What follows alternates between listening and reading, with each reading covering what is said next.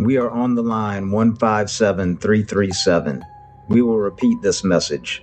We will repeat this on 6210 kilocycles. Wait. We are running on line north and south. That was the last in-flight radio transmission from Amelia Earhart as logged by the Itasca before her fateful disappearance. Line 337157 refers to the compass heading she and her navigator, Fred Noonan, were on. 337 degrees north-northwest and 157 degrees south-southeast. This was a line of position that was determined by Noonan using celestial navigation.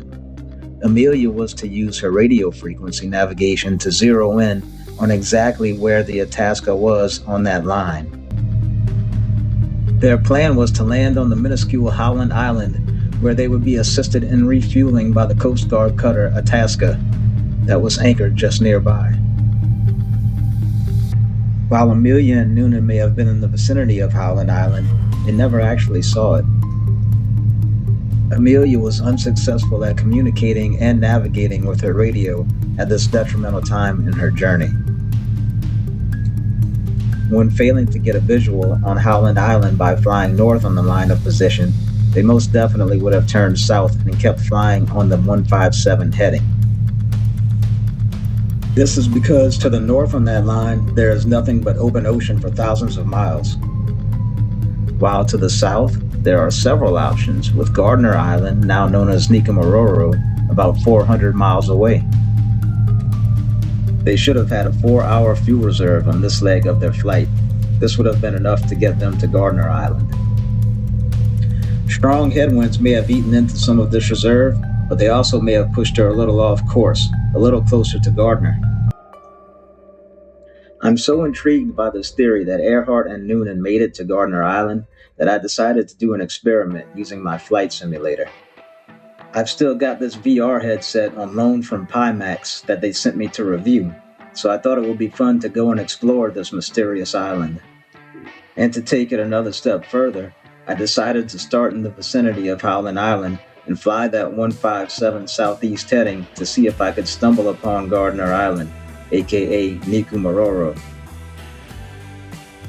I'll be flying this Hughes 500C because I don't have a Lockheed Electra on my sim, and helicopters are sort of my thing anyway. I must admit, holding this heading for such a long time over open water without any form of autopilot required a lot of attention to the instrument panel. In between glances to the heading indicator were desperate, although not so desperate, scans of the horizon for any form of land. Desperate because I didn't want to screw up this video by not finding Gardner, but not so desperate because it obviously wasn't a life or death situation for me, like it was for Amelia and Noonan. After flying for about an hour, I decided to enjoy a luxury that Amelia did not have, and I took myself a break. A few loggers later, I hopped back into the sim where I left off, but I didn't correct the time of day, which is the reason why we suddenly have this beautiful morning sun. Now, let's speed things up a bit.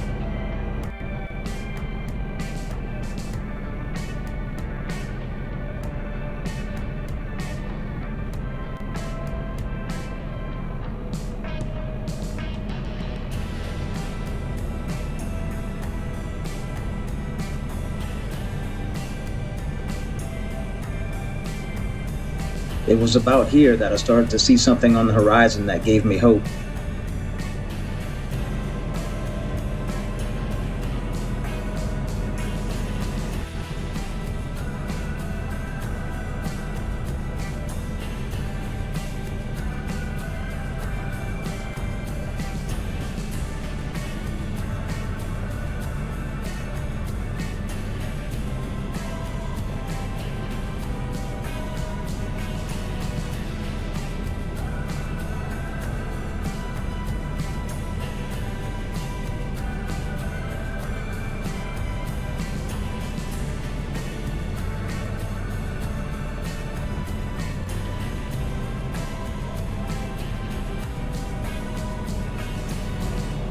So this is it.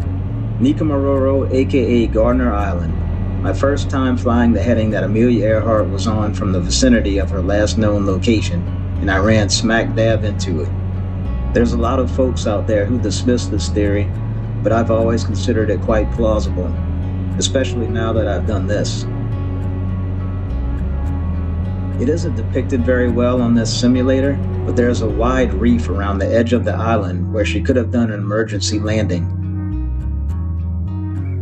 Now, Baker Island is on this heading as well. I actually flew right over it not long after I started the flight, but I edited that part out for the sake of time.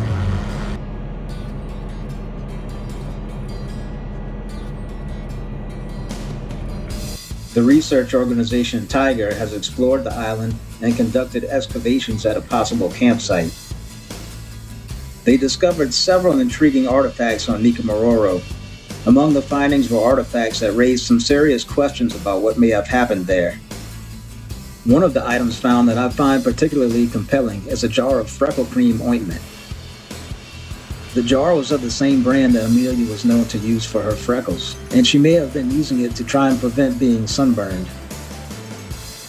Other items equally noteworthy included pieces of a woman's shoe from the same American-made brand that Amelia was known to wear, as well as a woman's compact, dried makeup and mirror, which she may have tried to use as a signaling device.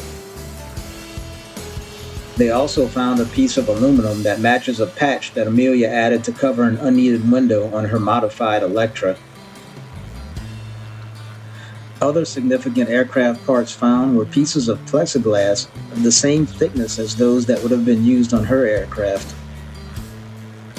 One of the earliest clues as to Earhart and Noonan landing on Gardner Island and becoming castaways was in 1940, when British colonial officer Gerald B. Gallagher discovered partial human skeletal remains at an apparent campsite. He considered that the bones could possibly belong to Earhart and Noonan because there were no other people reported missing in the area. The bones were sent to Fiji to be analyzed, but subsequently lost. He also found an entire man's shoe and a woman's shoe, but it is uncertain if this is the other half of the pair from the shoe pieces that researchers at Tiger found. It would have been so cool if Microsoft had hidden some skeletal remains in this jungle as an Easter egg of sorts. If you want to learn more on this theory, watch my video linked on the end screen of this video. And if by any chance you want a Pimax VR headset, click on the link in the description and I will be very grateful because I will get a small commission.